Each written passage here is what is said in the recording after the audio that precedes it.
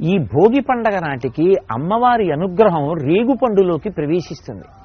అందుకే చిన్నపిల్లలకి జాతకరీత్యా ఏవైనా ఇబ్బందులుంటే తొలగించడానికి వాళ్ళేదో కూర్చుని పెద్ద పెద్ద యజ్ఞయాగాది క్రతువులను నిర్వహించలేరు కనుక చిల్లర పైసలు, బంతిపూలు, రేగుపళ్ళు, చెరుకు ముక్కలు, కొబ్బరి ముక్కలు ఇటువంటివి కలిపి పెద్దవాళ్ళు పిల్లల్ని కూర్చోపెట్టి వాళ్ళ మించి ఈ పదార్థాన్ని కిందకి విడిచిపెడతారు.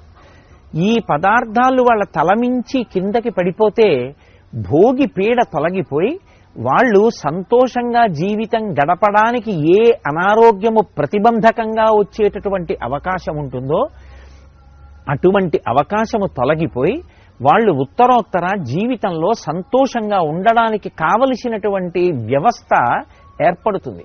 అందుకే భోగిపీడ తొలగించుకునేటటువంటి అద్భుతమైనటువంటి రోజు భోగి పండుగ.